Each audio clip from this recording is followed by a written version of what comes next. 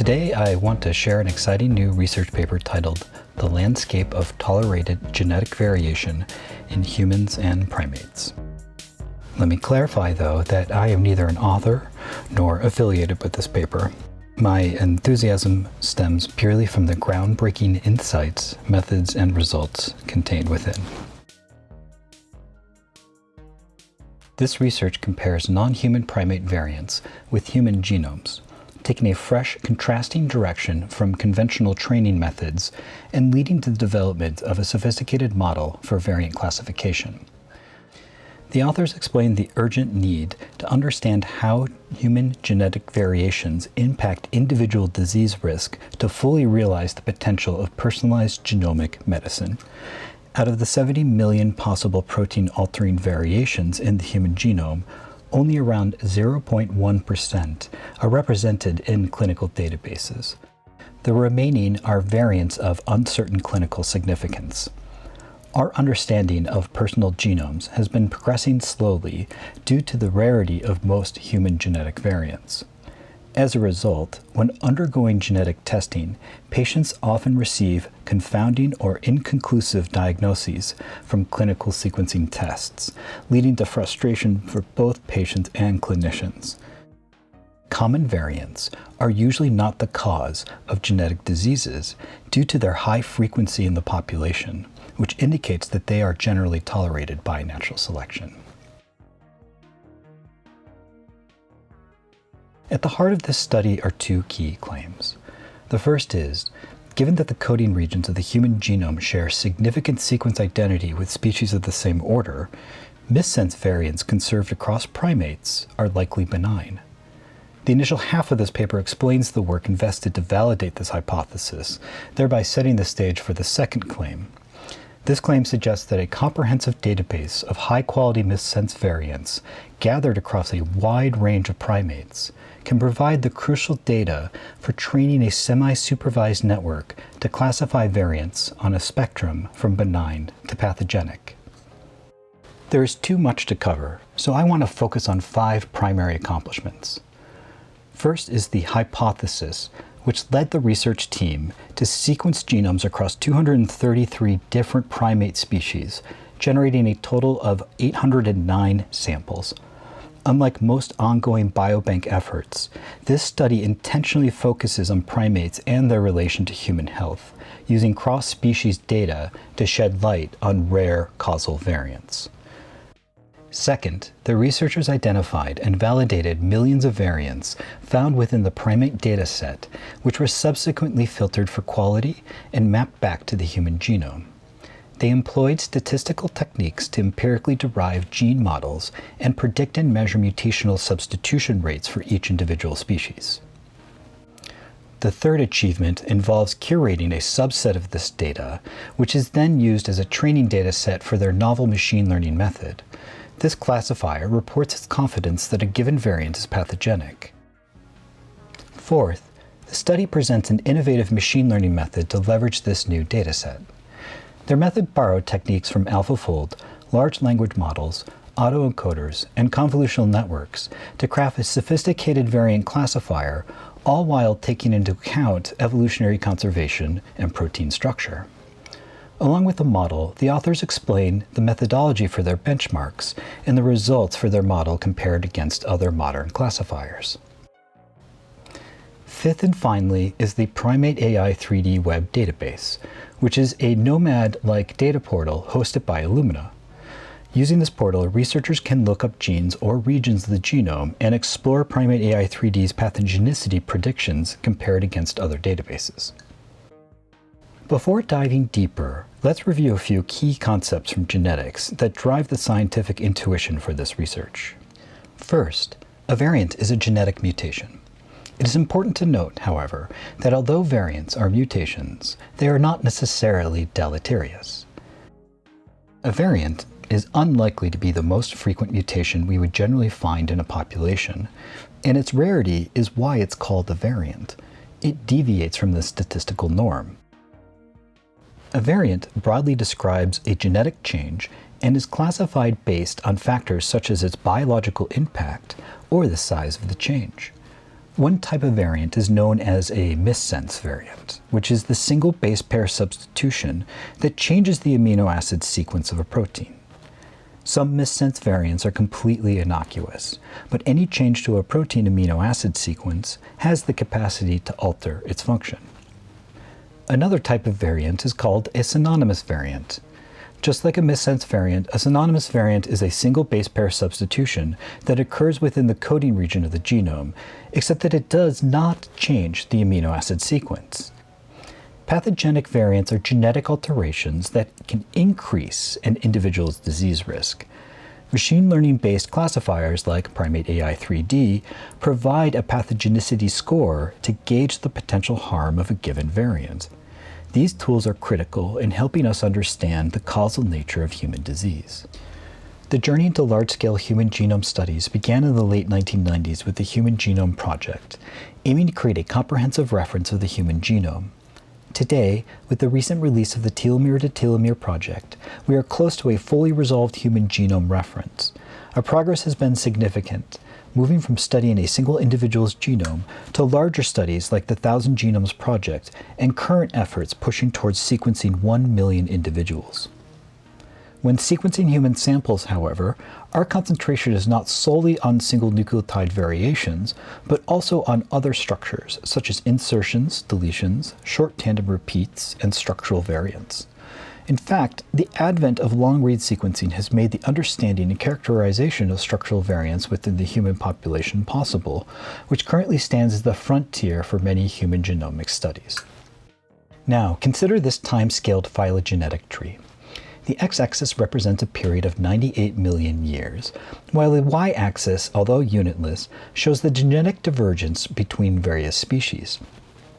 The authors concentrate their data collection on primates, tracing our evolutionary history back to roughly 100 million years ago, when the first primate ancestors appeared.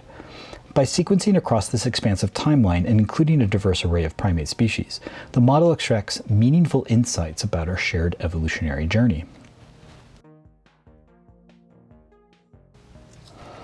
So to build the primate cohort, the authors sequenced 703 individuals from 211 primate species, pooled with prior studies. The total size of the primate cohort was 809 individuals from 233 distinct species.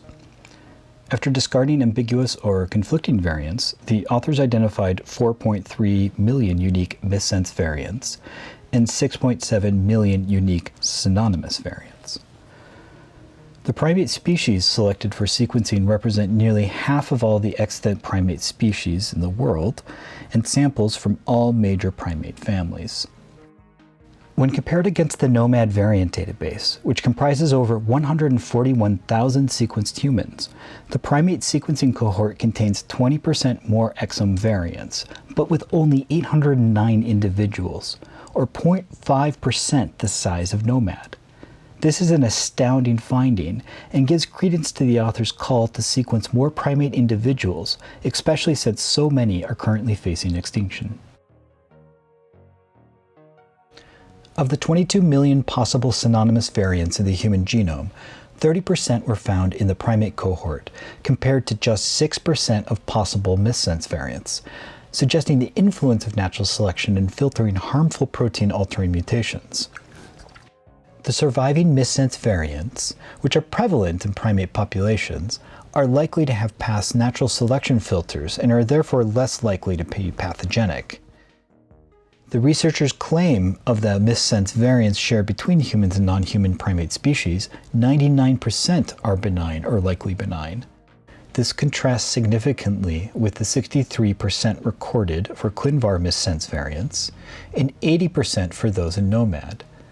The authors argue that human-centric databases may exhibit a bias towards unknown or adverse phenotypic outcomes arising from their curatorial focus, understanding how genome sequences influence disease processes. They argue that the recent exponential growth of the human population has introduced a large number of rare variants through random de novo mutation, and that with 95% of the variants in Nomad occurring in less than 0.01% of individuals within the population.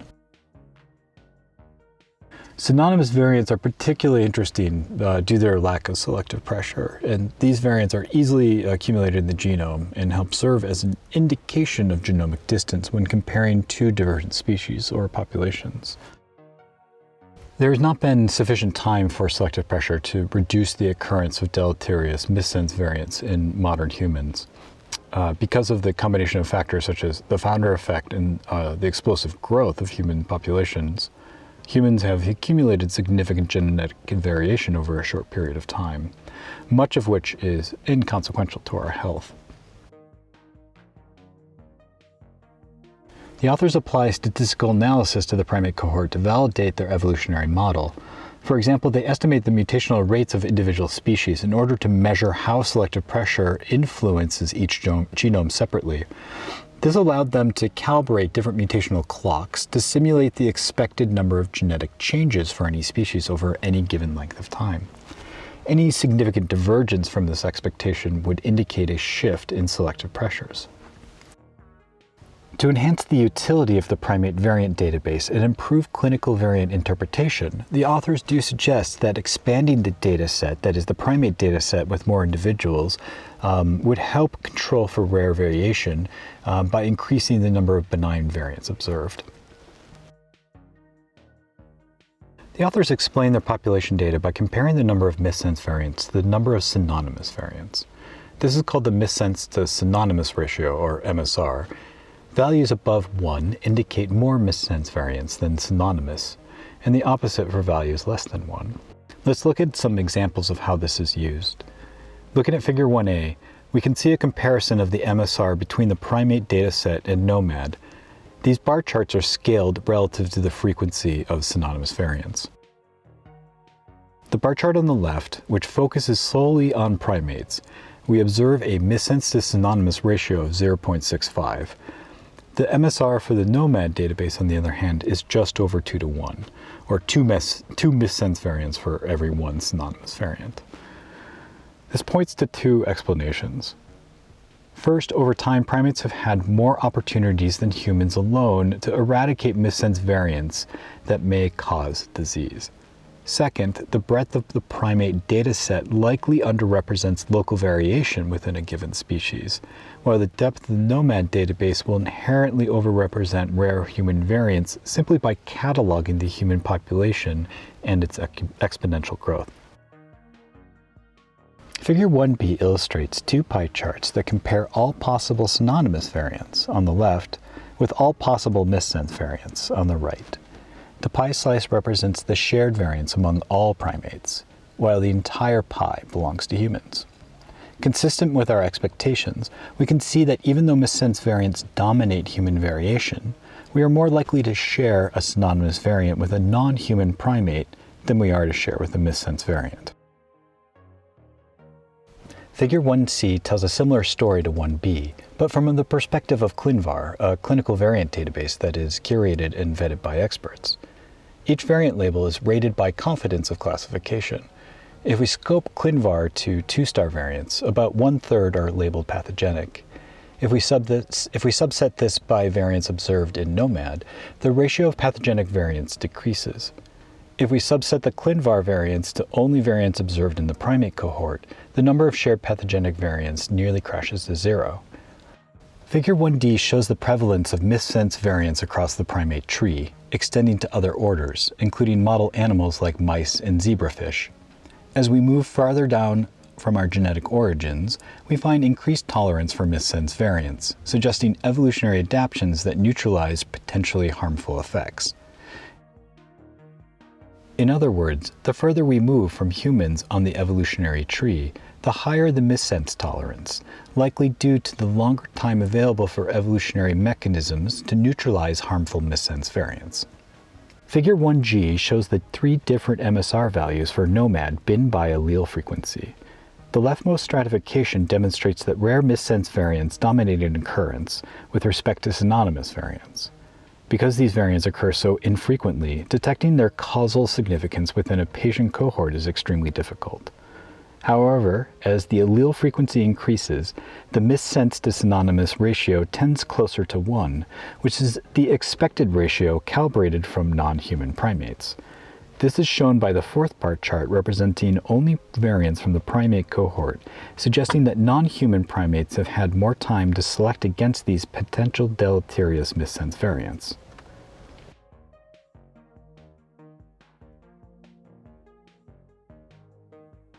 The PrimateAI-3D model itself is a semi-supervised 3D convolutional network trained on a 4.5 million common missense variants from humans and non-human primates.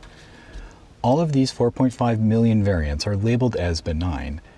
This dataset encompasses over 6% of all possible human missense variants.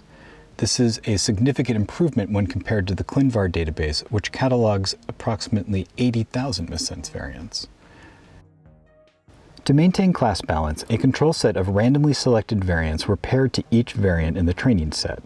Each control was matched based on the mutational rate implied by its pair. The primary training task for the network was to distinguish the common missense variants from the control set. The model's 3D aspect originates from its use of voxelized proteins. Voxels, think of them as 3D pixels, provide a digitized perspective of the protein structure. The voxel area represents a 2-angstrom cubic space, which is large enough to capture the junction geometry between two amino acids.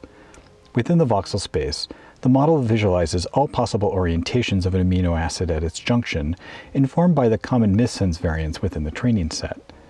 The authors explain that by observing the local enrichment or depletion of common primate missense variants and their associated impacts to the structure of the protein, the network learns to infer what is pathogenic.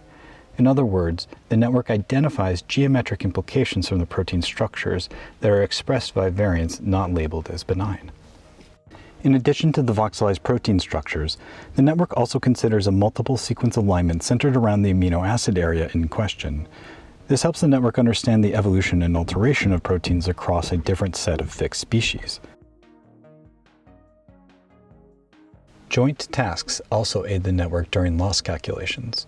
These include a fill-in-the-blank task for a masked variant of voxelized 3D proteins and an amino acid substitution prediction task for masked multiple sequence alignments. These tasks, inspired by language models, compel the network to contemplate biological compatible substitutions in both coding and three-dimensional space.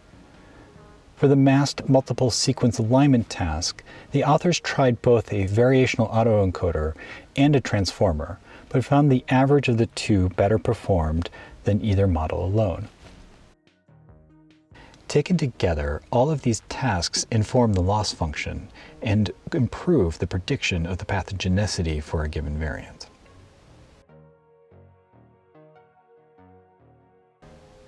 To benchmark their model, the authors compared their method with 9 different variant classifiers across 6 different data sets. First, they tested the method's ability to predict the effects of rare missense variants on clinical phenotypes in a large group of 200,643 individuals from the UK Biobank. Second, they distinguished de novo missense mutations found in patients with neurodevelopmental disorders from those in healthy controls. Third, the authors differentiated de novo missense mutations found in patients with autism spectrum disorders from those in the shared set of healthy controls. Fourth, they contrasted de novo missense mutations found in patients with congenital heart disease from those in shared set of healthy controls. Fifth, they compared their annotations to the ClinVar database. And lastly, they analyzed the correlation of their method with in vitro deep mutational scan assays across 9 genes. The UK Biobank benchmark analyzed over 200,000 individuals, identifying 42 genes with rare missense variants that impacted clinical phenotypes, and taken into account factors like age, sex, population stratification, and medications. These gene phenotype associations affected various clinical measurements such as low-density lipoprotein cholesterol, blood glucose, platelet count, and standing height. Each classifier was tested in its ability to distinguish between pathogenic and benign missense variants, measured by correlating the pathogenicity prediction score and the quantitative phenotype for patients with rare missense variants in these genes. The average correlation across all gene phenotype pairs was reported for each classifier, considering the absolute value of the correlation, since these genes can either increase or decrease the given quantitative clinical phenotype.